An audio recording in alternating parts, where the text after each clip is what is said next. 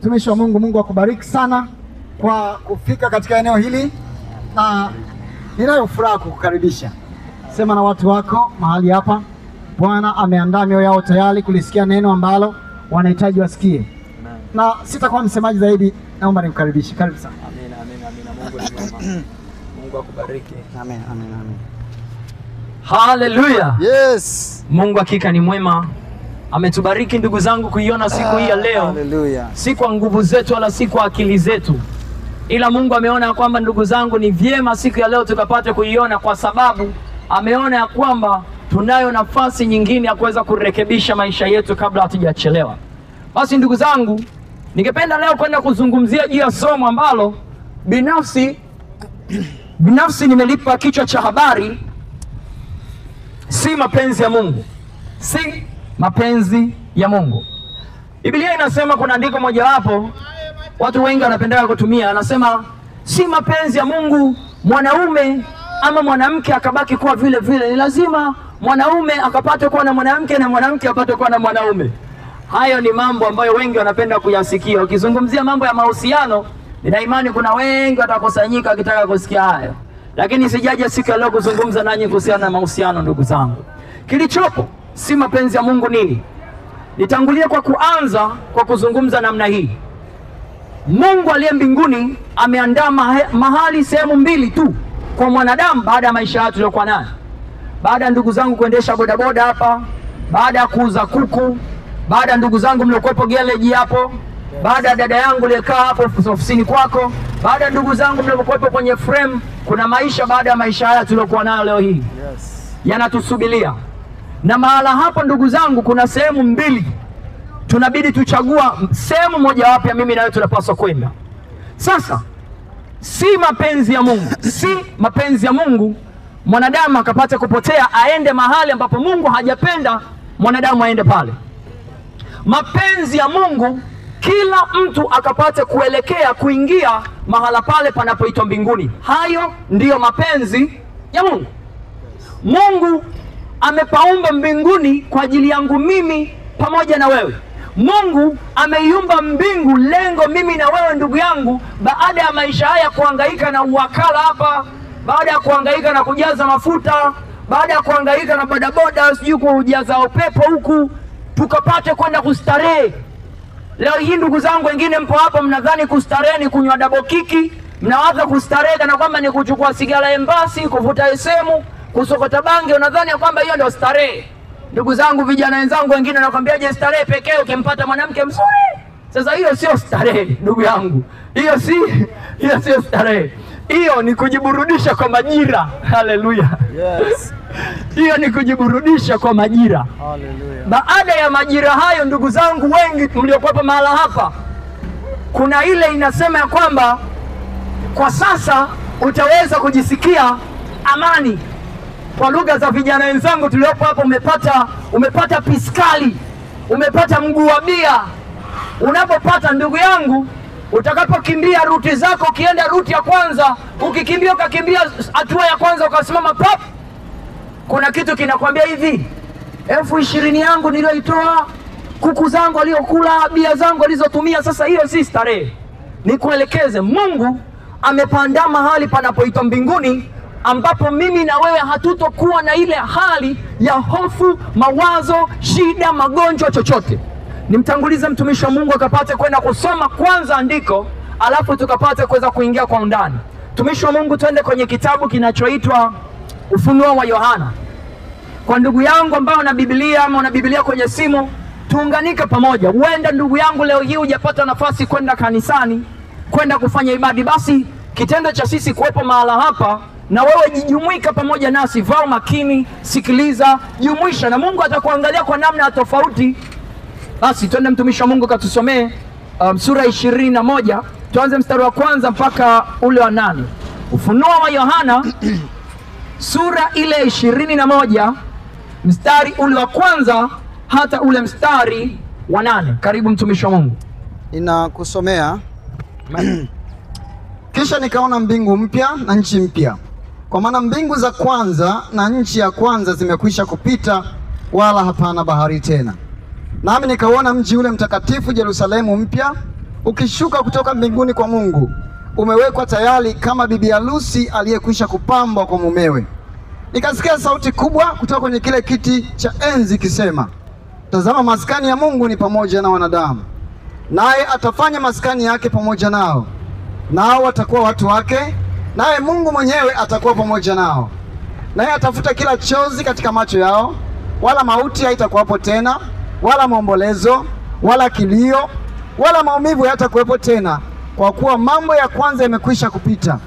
Aliyeketia juu ya kile kiti cha enzi akasema, tazama, nayafanya yote kuwa mapya. Akaniambia, andika ya kwamba maneno hayo ni amini na kweli. Akaniambia, imekwisha kuwa. Mimi ni Alfa na Omega, mwanzo na mwisho. Mimi nitampa yeye mwenye kiu ya chemichemi ya maji ya uzima bure. Yeye ashindaye atayalisi haya, nami nitakuwa Mungu wake, naye atakuwa mwanangu. Bali waoga na wasioamini na wachukizao na wauaji na wazinzi na wachawi na hao waabuduo sanamu na waongo wote, sehemu yao ni katika lile ziwa liwakalo moto na kiberiti. Hii ndiyo mauti ya pili. Yes. Bwana Yesu asifiwe. Ndugu zangu, iko hivi. Tumesoma katika maandiko mahala hapa kwamba Mungu anatuambia kuna mahali ametuandalia. Hakuna kilio, hakuna shida, magonjwa, hakuna changamoto tulizokuwa nazo leo. Leo hii ndugu yangu unawaza mama mwenye nyumba anakudai. Samahani mtumishi, nani akatumia kwanza nione. Haina shida. Haleluya. Leo hii usikute unawaza ndugu yangu, mama mwenye nyumba anakudai kodi yake, unabidi ulipe pango na mchezo kwenda kutoa 2,200, uelewi, hawajaweza kuingiza kiasi ulichopaswa kuingiza. Labda unasumbuliwa na mke wako anakusumbua akili kiasi kwamba mpaka unasema hivi, mwanamke huyu imekwaje mpaka nimemuoa, au imekwaje? Au nakuta mume hataki kuelewa. Sikiliza, Mungu ametuandalia mahali baada ya maisha haya ya mihangaiko na mateso tuliyokuwa nayo, ndugu zangu, tukapate kuingia mahala pale tukafurahi, tukastarehe. Lakini kuna aina ya watu ambao Mungu kawataja mahala hapa, ambapo mimi nataka niwarudie kuwataja. Kama upo miongoni mwao, ninaomba Mungu aliye hai siku hii ya leo akukirimie neema ya kufanya mabadiliko. Inasema kwenye mstari wa 8, nitarudia mstari wa 8, inasema kama ifuatavyo. Inasema, bali waoga na wasioamini na wachukizao na wauaji na wazinzi na wachawi na hao waabuduo sanamu na waongo wote, sehemu yao ni katika lile ziwa liwakalo moto na kiberiti. Hii ndiyo mauti ya pili. Kuna mtumishi mmoja akasemaje, wazinzi wote mbinguni. Akasema ndugu zangu, mashoga wote mbinguni. Sikiliza niwaambie ndugu zangu, kuna msanii mmoja hapa, nadhani mnamfahamu, ni msanii wa kidunia. Yule msanii anaitwa Whozu. Yule Whozu, ndugu zangu, mnajua alikuwa anatembea na dada Wema Sepetu. Yule Whozu kuna nyimbo moja aliimba, akasema huendi mbinguni, huendi mbinguni. Umenyoa kiduku, umenyoa panki, huendi mbinguni. Unajikuta unajua kuangalia makalia wanawake, huendi mbinguni. Umejichora tatu kwenye mwili wako, huendi mbinguni.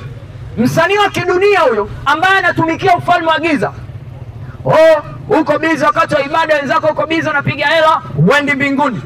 Msanii wa duniani anaimba, anawaambia watu, ndugu zangu sikieni, kana kwamba katika vitu hivyo unajihusisha na uzinzi, huendi mbinguni. Unachora tatu, huendi mbinguni. Unavuta sigara, huendi mbinguni. Anaimba nyimbo, usikute na yeye mwenyewe ulikuwa unaicheza kabisa, mdundo unapiga pale,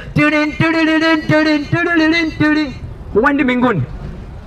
Nataka nikwambie ndugu yangu, Mungu mapenzi yake mimi pamoja na wewe tukapate kuingia mahala pale panapoita mbinguni. Yasiyokuwa mapenzi ya Mungu aliye hai ni mimi na wewe kukosa kuingia mahala pale panapoitwa mbinguni. Hayo si mapenzi ya Mungu, mimi na wewe eti tukose kuingia mbinguni. Kisa ndugu yangu una buzi lako unalolichuna. Mungu hataki ukose kuingia mbinguni eti kisa kuna kidenti fulani, ama una umbo namba 8 fulani, Ama ndugu yangu, kwa sababu ya biashara yako umeambiwa ndugu yangu hapa wapi panaitwa hapo, sio sawa kwa chambo. Kwa chambo bwana, kuna wachawi wengi. Ili biashara yako itoke, unabidi uende kwa babu, uchukue kamzizi uweke kwenye biashara. Sikia nikwambie ndugu yangu, mkazi wa Kachambo, kama ndugu yangu ulishawahi kwenda kuchukua dawa ukaiweka kwenye ofisi yako, si mapenzi ya Mungu kapate kuangamia, kwa sababu Mungu atakusimamisha mbele yake. Hiyo dawa unayoitumia, huo mzizi unaotumia, huo ubani sihudi unaotumia, ndugu yangu, siku ile Mungu atakuweka mbele yake na atasema, mwanangu, hustahili kuingia katika ufalme wa mbinguni. Mtumishi wa Mungu, tuende kwenye Luka 16. Yes. Mungu anatuambia yaliyo mapenzi yake mimi na wewe tukapate kuingia mbinguni. Lakini kuna matendo tukiyatenda, tukiyafanya, tukidumu katika hayo, tutaikosa hiyo mbingu, hatimaye tutaelekea mahala pale panapoitwa kuzimu. Mtumishi wa Mungu, nisomee hiyo Luka sura ya 16 mstari wa 19. Tutaenda kunisomea mpaka ule unapofikia katika habari ya mwisho pale. Karibu. Haleluya. Akasema, palikuwa na mtu mmoja tajiri aliyevaa nguo ya rangi ya dhambarau na kitani safi na kula siku zote kwa anasa. Na maskini mmoja jina lake Lazaro huwekwa mlangoni pake na ana vidonda vingi, naye alikuwa akitamani kushibishwa kwa makombo yaliyoanguka katika meza ya yule tajiri. Hata mbwa wakaja wakamlamba vidonda vyake. Ikawa yule maskini alikufa, akachukuliwa na malaika mpaka kifuani kwa Ibrahimu. Yule tajiri naye akafa, akazikwa. Basi kule kuzimu aliyeinua macho yake alipokuwa katika mateso, akamwona Ibrahimu kwa mbali na Lazaro kifuani mwake. Akalia akasema, baba Ibrahimu, nihurumie mtume Lazaro achovye ncha ya kidole chake majini, au burudishe ulimi wangu, kwa sababu ninateswa katika moto huu.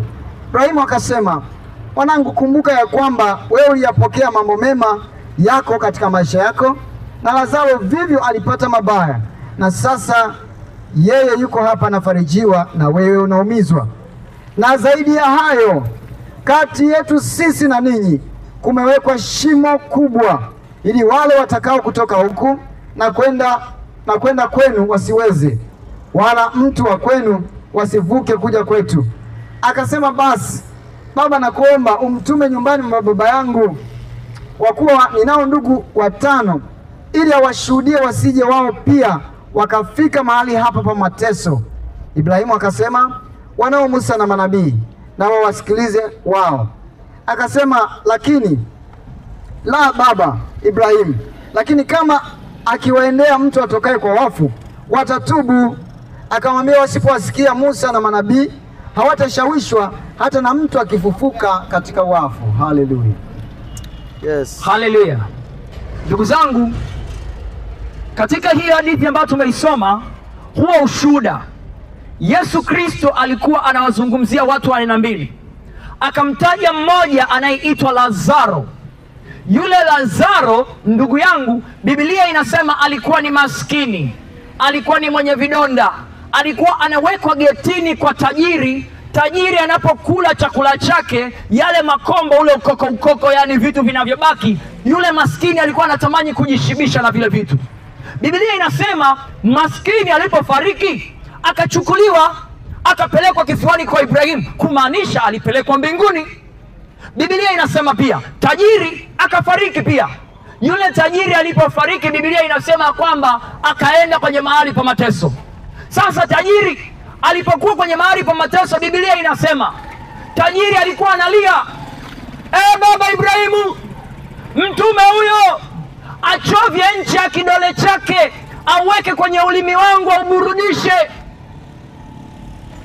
Sasa nataka uwazi na kutafakari. Sikia, tajiri ambaye leo hii tunaweza tukamweka katika nafasi yako, ndugu yangu, wakati neno la Mungu linahubiriwa, linakuja kwako, unasema puuzi hawa, wajinga hawa, wanakuja kutupigia makelele. Nilikuwa busy na mishe zangu, nilikuwa busy na kazi zangu, amekuja kupiga makelele hapa.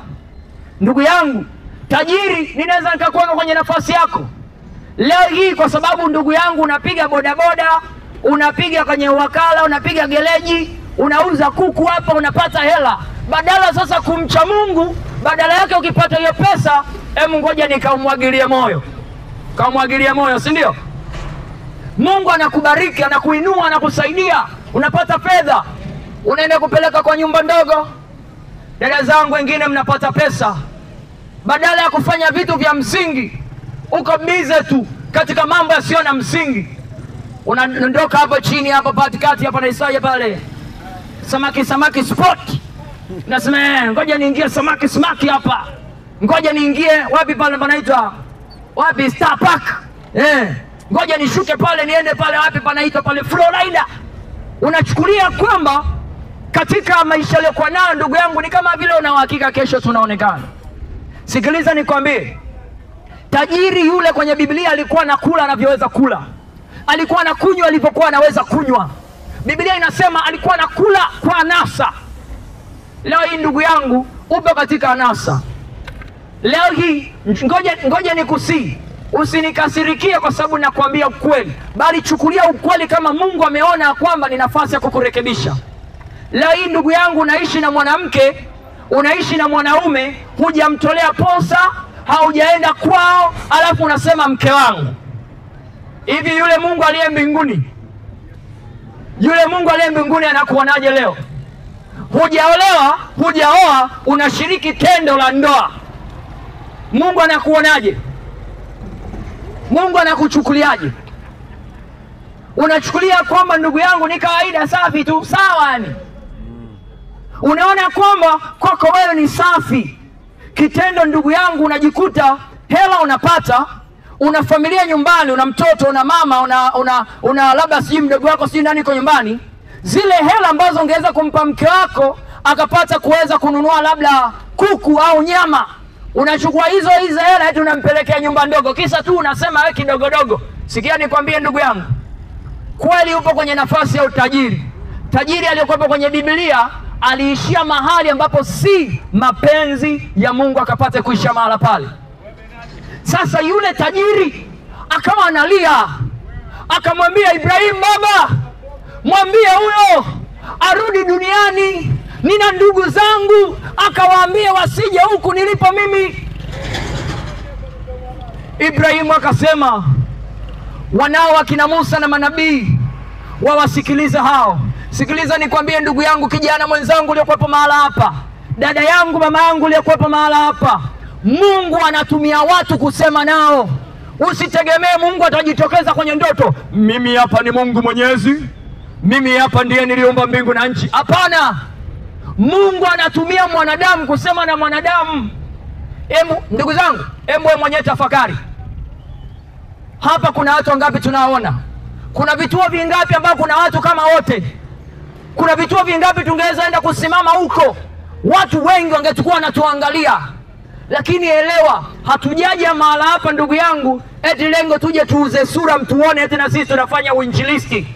Hatujaja hapa eti muone tunavovaa. Hatujaja hapa ndugu yangu eti kushow off. Tumekuja mahala hapa ndugu yangu kukwambia si mapenzi ya Mungu kwa sababu ya double kiki zako ukapate kuangamia kwenda jehanamu ya moto. Si mapenzi ya Mungu konyagi, smart chini, sijui valuu, mirungi, ugolo, bange, SM, embasi, hivyo vitu vitakuangamiza ukaenda mahali ambapo si mapenzi ya Mungu kapate kuishia. Ndugu yangu nakuelewesha, mimi mwenyewe ni binadamu kama wewe. Mimi mwenyewe ninayezungumza, sisi tuliopo hapa, watumishi nao tuona, sisi ni binadamu. Tumeona Mungu wa kwamba ametugusa sisi tukapata kuiona nuru ya kwamba kumbe kutukana ni dhambi. Kumbe kujihusisha na jambo hili ni dhambi. Kumbe kufanya hiki ni dhambi. Sikiliza nikwambie, Mungu ameona kwamba ni jambo jema leo saa hii ukapate kusikia na hatimaye usije ukajuta siku ile itakapokuja. Tumishi wa Mungu, Ufunuo Yohana sura ile 20, tutaanza ule mstari wa 11 twende mpaka 15. Ninakuomba ndugu yangu, sikiliza hichi kipengele, ninakuomba tu sikiliza ukapate kujua kitakachokwenda kutokea baada ya pumzi yako kukatika, kitakachokwenda kukukuta baada ya maisha yako hiyo pumzi ikikatika. Kinachokwenda kutokea ni nini? Karibu mtumishi wa Mungu, tusaidie kusoma. Kisha nikaona kiti cha enzi kikubwa cheupe, na yeye aketie juu yake, ambaye mbingu na nchi zinakimbia uso wake, na mahali pao hapakuonekana. Nikawaona wafu wakubwa kwa wadogo wamesimama mbele ya hicho kiti cha enzi, na vitabu vikafunguliwa, na kitabu kingine kikafunguliwa ambacho ni cha uzima. Na hao wafu wakahukumiwa katika mambo hayo yaliyoandikwa katika vile vitabu sawasawa na matendo yao. Bahari ikawatoa wafu waliokuwamo ndani yake, na mauti na kuzimu zikawatoa wafu waliokuwamo ndani yake. Wakahukumiwa kila mtu kwa kadiri ya matendo yake. Mauti na kuzimu zikatupwa katika lile ziwa la moto. Hii ndiyo mauti ya pili, yaani hilo ziwa la moto. Na iwapo mtu yeyote hakuonekana ameandikwa katika kitabu cha uzima, alitupwa katika lile ziwa la moto. Ndugu zangu wapendwa, Biblia inasema katika maneno haya, majira yatafika, saa inakuja. Wewe ndugu yangu unayesikia hii sauti, iwe uko ofisini kwako, dukani, iwe hapa nje, iwe upo na masela, iwe upo na washikaji, iwe upo na masista wenzako, iwe upo na mama we na dada, majira yanakuja, mimi na wewe tutasimama mbele za Mungu. Biblia inasema vitabu vitafunguliwa na kitabu kingine kitafunguliwa, na Biblia inasema kila mtu atahukumiwa sawasawa na matendo yake, sawasawa na matendo yake. Sasa ndugu yangu, matendo yako uliyokuwa nayo leo, hebu angalia hivi, ikiwa leo hautapatana na Mungu, kaenda kuchukua bajaji kuelekea nyumbani ukapatwa na ajali, ni wapi utakapokwenda? Kwa matendo yako uliyokuwa nayo ambao ukiyatafakari na kuyawaza, hivi ukatoka hapo ukachukua bodaboda kwa baba zangu hapa, ndugu zangu pembeni yangu, ukachukua zako bodaboda, hebu ngoja uende nyumbani, sijui uende geto, katikati ya geto nyumbani huko mkavamiana, ukatoka hapa duniani, utakaposimama mbele yake ni wapi utakapokwenda? Nataka nizungumze. Mungu anasema kwenye hilo andiko, Ufunuo Yohana 20 mstari wa 15, inasema ya kwamba na kila mtu ambaye jina lake halijaandikwa kwenye kitabu cha uzima alitupwa katika ziwa la moto. Si mapenzi ya Mungu ndugu zangu wanadamu tukapate kuisha mahala pale kwenye ziwa la moto. Ni kuanzie mbali alafu nikumalizie muda huu, nisikukalisha sana. Huenda ndugu yangu ninakukwaza wakati naongea hapa, unakereka, unaona ya kwamba mimi napiga makelele. Ngoja nianze kwenye hatua hii, twende mpaka hapa nilipofika. Nyakati za kale Mungu alimwambia Nuhu, jenga safina. Nuhu, jenga safina, majira yamefika, ninaenda kupaharibu duniani. Nuhu akachukua hatua, akaamini neno la Mungu. Nuhu alijenga safina. Ndugu yangu, huenda ulikuwa ujui, Nuhu alijenga safina miaka zaidi ya 120. Nuhu anagongelea. Waza watu walivyokuwa namchukulia, anachukua zake gogo, analipeleka nga pa, anaanza kugongelea na nyundo, anagongelea na nyundo. Watu wakawa wanamwangalia, mjinga mmoja, hebu ona, hebu lione hili dude lote analolijenga, mpuuzi huyu, hebu angalieni hili dude analolitengeneza hili. Eti anasema Mungu atakuja kupaangamiza. Majira yakafika, Mungu akamwambia Nuhu, sasa fungua mlango. Mungu akaleta wanyama wote ndani. Nuhu, chukua familia yako, ingia ndani. Nuhu akaingia kwenye safina pale. Biblia inasema Mungu akafunga mlango. Ndugu zangu, miaka 2 kama sijakosea iliyopita, tulipatwa na maafa ya mvua. Ilinyesha siku 2 ile mvua ilinyesha. ITV walitutangaza, TBC walitutangaza, Azam walitutangaza, Morogoro mafuriko pale Mazimbu Road juu pale, watu wengine wamefariki, majumba ya watu wamevunjika. Siku 2, mvua ya siku 2 ilisababisha maafa. Tumetangazwa mpaka lambi kutoka nchi za nje zikatumwa. Ndugu zangu, vuta picha, Mungu akaleta mvua juu ya dunia siku 40. Wale wenzangu na mimi wanasema watoto wa town walipoona mvua inanyesha, yani sinajua tena mida baridi, ngoja nimuite wewe mami, uko wapi, chukua bodaboda, sijui Nzizo kulikuwa hamna Uber wala hamna sijui taxi. Njoo basi, njoo nyumbani kidogo, baridi kali. Walikuwa wanajiona wajanja. Dada watu naye kajibeba beba na viatu vyake katu mpaka Nzizo sijui walikuwa wanaita nyumba gani, sijui ghetto walikuwa wanaita sijui. Wakafanya mambo yao. Siku ya pili mvua inanyesha. Siku ya tatu mvua inanyesha. Kaza, hii inakuaje?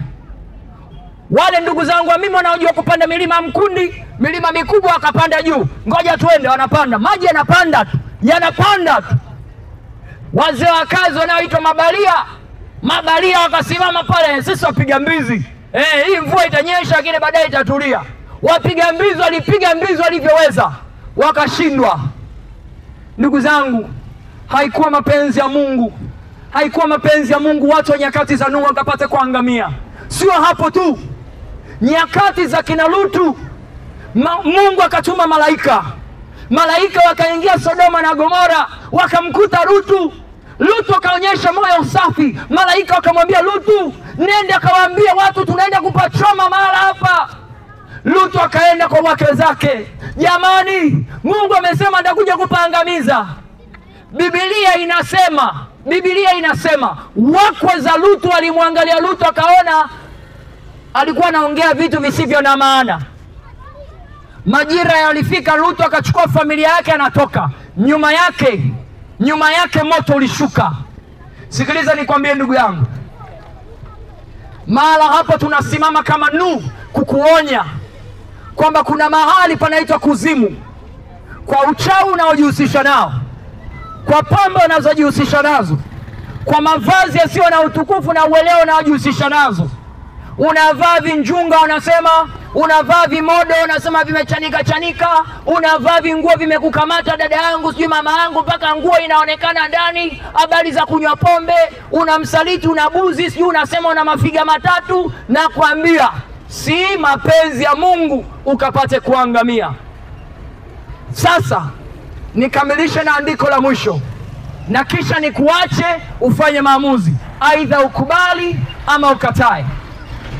Yohana sura ile ya 14 mstari wa kwanza mpaka ule mstari wa 6. Yohana sura ile ya 14 mstari ule wa kwanza mpaka ule mstari wa 6. Karibu mtumishi wa Mungu, tutasoma wote taratibu. Msifadhaike mioyoni mwenu. Msifadhaike mioyoni mwenu. Mnamwamini Mungu. Mnamwamini Mungu. Niaminini na mimi. Niaminini na mimi. Nyumbani mwa Baba yangu. Nyumbani mwa Baba yangu mna makao mengi. Mna makao mengi. Kama sivyo. Ningaliwaambia. Maana naenda kuandalia mahali. Maana ninakwenda kuandalia mahali. Basi mimi nikienda kuandalia mahali, nitakuja tena niwakaribishe kwangu, ili nilipo mimi nanyi muwepo, nami niendako mwaijua njia. Tomaso akamwambia Bwana, sisi hatujui uendako. Unapokwenda nasi tunajuaje njia? Sasa sisi tunaijuaje hiyo njia unapokwenda? Yesu akamwambia, mimi ndimi njia na kweli na uzima. Mtu haji kwa Baba, mtu hawezi kwenda kwa Baba ila kwa njia ya mimi. Ndugu zangu Waislamu, Wakristo, ni nani anayeweza kusimama mahala hapa akashuhudia kwamba Yesu Kristo yuko kuzimu? Nani anayeweza kuja hapa akashuhudia akaniambia Yesu yupo kuzimu? Nani? Kama unadiriki njoo hapa tukuone kwamba wewe ni wa ajabu, njoo. Kama unadiriki kusema Yesu yuko kuzimu, njoo tukuone hapa. Ndugu yangu, Yesu alisema ninakwenda kwa Baba yangu kuandaa mahali. Ninakwenda kuandaa mahali. Yesu yuko wapi? Yesu yupo mbinguni. Na Biblia inasema Yesu anasema atarudi ili atuchukue tuende kule ambako yeye alipo. Sasa ndugu yangu, sikiliza nikueleweshe. Yesu Kristo yuko mbinguni. Si Ukristo, si Uislamu, si wapagani, si yoyote anayeweza kudiriki kusema ati Yesu yuko kuzimu. Hayupo. Sasa Yesu anakuambia ameenda kutuandalia mahali. Mwanafunzi wake akamuuliza, sasa Bwana, wewe unapokwenda sisi hatupajui, tunajuaje njia? Yesu akasema, jamani, mimi hapa. Yesu akadiriki akasema, mimi ndiyo njia ya wewe kwenda kwa Mungu. Yesu akadiriki kukwambia, ndugu yangu Mkristo, ndugu yangu Muislamu, ndugu yangu Juma, Shabani, Asha, Mwajuma, Rozi, John, Alan, nani sijui nani mwingine mpaka nachapia majina tena. Wote Mungu alichosema ni kwamba huwezi kuenda pale panapoitwa mbinguni pasipo Yesu Kristo. Ninakusihi leo, umepata hii fursa ya kusikia neno, chukua uamuzi kuja kwa Yesu sasa. Hujui kwa nini Mungu ametuleta mahala hapa. Tulikuwa na uwezo wote wa kwenda mjini, tungeenda Mazimbu Road, tungeenda Wallet kule pabu kule, tungeweza kwenda sehemu nyingine yoyote. Kwa nini Mungu atulete hapa? Mungu ametuleta mahala hapa ili ukafanye maamuzi yaliyo sahihi ya kutubu na hatimaye uingie katika ufalme wa mbinguni. Ningependa nimkaribishe mtumishi wa Mungu sasa akuongoze. Kama uko tayari kumpa Yesu Kristo maisha, hatimaye ukapate kuingia mahala pale panapoitwa mbinguni, basi utaongozwa sala ya toba na mtumishi wa Mungu atakuombea. Karibu mtumishi wa Mungu. Bwana asifiwe. Amen. Namshukuru Mungu tena kwa jinsi ambavyo Mungu amezungumza na wewe. Mungu ameongea na moyo wako. Mungu ameongea na maisha yako. Maamuzi yaliyo wazi, yaliyo ya thamani sana, yanatokana na mtu binafsi mwenyewe kuazimia moyoni. Nafikiri ni kitu kizuri zaidi. Amani ya moyo wako, maamuzi yako yakiwa wazi mbele za Mungu, Mungu anakusamehe. Haijalishi ulifanya dhambi kiasi gani, lakini kama jinsi ambavyo neno la Mungu limetupambanulia wazi kabisa, sio mapenzi ya Mungu kwamba wewe ende sehemu ambayo hakuiandaa. Na kwa sababu hiyo ninakualika jioni hii leo. Umelisikia neno la Mungu, Mungu amebisha ndani ya moyo wako na unasema niko tayari leo kumpokea Yesu. Yesu Kristo anakutaka wewe. Yesu anahitaji ufungue mlango wa moyo wako na umkaribishe awe Bwana na Mwokozi wa maisha yako. Awe dereva, awe rubani wa maisha yako. Na kwa kufanya hivyo tayari utakuwa unaiandaa njia ya kuelekea kwenye uzima wa milele. Kama uko tayari, unasema nimelisikia neno la Mungu, nimeelewa ni yapi yale mapenzi ya Mungu na yapi yasiyo mapenzi ya Mungu, na unasema niko tayari kumpa Yesu maisha yangu leo. Niko tayari kuanza mwanzo wangu mpya. Niko tayari kutubu na kuacha dhambi. Niko tayari kushikamanishwa na Yesu. Popote pale unapolisikia neno hili, takuongoza sala hii ambayo ni ya thamani zaidi, ambayo itakushikamanisha pamoja na Mungu. Itakufanya kuwa ni mtoto wa Mungu. Itakufanya kuwa ni mtu ambaye umehesabiwa haki na Mungu. Na kwa sababu hiyo sasa unaweza kufuatisha maneno haya badala yangu. Sema, Bwana Yesu, ninakuja mbele zako. Mimi ni mwenye dhambi. Kuanzia sasa ninageuka na kutubu. Ninaazimia kuacha dhambi na kukaribisha Yesu. Karibu moyoni mwangu. Karibu maishani mwangu. Kuanzia sasa futa jina langu kwenye kitabu cha hukumu. Andika jina langu leo kwenye kitabu cha uzima mbinguni. Asante Bwana Yesu kwa kuniokoa, katika jina la Yesu. Amen. Amina. Nitakuombea na hatimaye nitakuaga jioni ya leo. Mungu, asante kwa sababu ya wakati mzuri ambao Bwana umesema na watu wako. Wewe ni Mungu wa ajabu, wewe ni Mungu ambaye matendo yako yanatisha kama nini. Asante Bwana kwa jinsi ambavyo Bwana umesema yeyote aliyekukimbilia wewe Bwana, Baba hatatayalika kamwe. Baba, ninaomba kwa ajili ya watoto wako wa kiume na wa kike ambao wamekukimbilia wewe jioni ya leo. Baba, ninaomba ukawalinde. Ninaomba Bwana kawatetee. Naomba Bwana kawatunze. Naomba Bwana kawape kushinda na zaidi ya kushinda zile yule mwovu katika jina la Yesu. Asante Mungu wetu kwa kuwa ninaamini neema yako ni kuu. Neema yako ni ya ajabu. Neema yako Bwana hakika ni ya kipekee. Baba, ninaomba kusudi lako likatimizwe maishani mwao katika jina la Yesu. Asante Mungu wetu kwa ninaamini utawatunza, utahudumia na kibali chako Bwana kitambatana pamoja nao. Pokea sifa, heshima na shukrani katika jina la Yesu. Amen. wewe ambaye ni mgonjwa, wewe ambaye unahitaji kuwa na uzima sasa, uzima wa kimwili, aidha unateswa na ugonjwa, aidha unateswa na nguvu za giza, aidha unateswa na mashambulizi usiku na mchana, na wewe kadhalika nahitaji nikuombee. Popote pale ulipo unaweza kaweka mkono wako wa kuume kifuani, nitakuombea na Bwana atakufikia. Bwana atakutendea mema, na zaidi sana utakuwa shuhuda kwa yale ambayo Bwana amekutendea. Mungu, asante kwa ajili ya jioni hii ya leo. Bwana umesema popote ambapo Kristo Yesu ulipita ulitenda mema. Ninaomba Bwana jioni hii ya leo waangalie watoto wako Bwana, wale waliokukimbilia wewe, wale ambao wamekupokea wewe Yesu, uwe ni Bwana na Mwokozi wa maisha yao.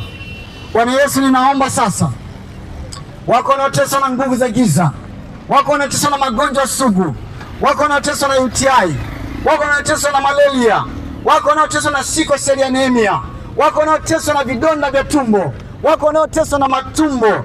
Kwa jina la Yesu Kristo, ninaamuru kuanzia sasa kila aina mateso, kila aina mikandamizo ya shetani, na iamlisha kuanzia sasa kwa mamlaka ya jina la Yesu Kristo. Kila aina mateso hayo kwa mwanamke, kila aina mateso hayo kwa mwanaume, kuanzia sasa awe huru jioni ya leo katika jina la Yesu. Kila mikandamizo hiyo ninaamlisha kwa mamlaka ya damu ya mwanakondoo. Hayo mateso sugu, hayo kila aina ya maumivu, kila aina ya mateso, kila aina ya maumivu, kila aina ya ganzi ndani ya mwili, kila aina vitu vinavyotembea ndani ya mwili, ninaamuru kuanzia sasa kila mateso hayo hayana nafasi kukaa juu ya watu wako Bwana katika jina la Yesu. Asante Mungu wetu kwa kuwa ninaamini jioni hii ya leo umewatendea mema. Asante Bwana kwa kuwa ninaamini Bwana umewaponya, Bwana umewaweka huru, na hakika Bwana umetenda jambo ambalo si la kawaida. Pokea sifa, heshima na shukrani katika jina la Yesu. Amen. Amen. Amina. Mungu akubariki, uwe na wakati mwema, uwe na wakati wa baraka. Amini umepokea.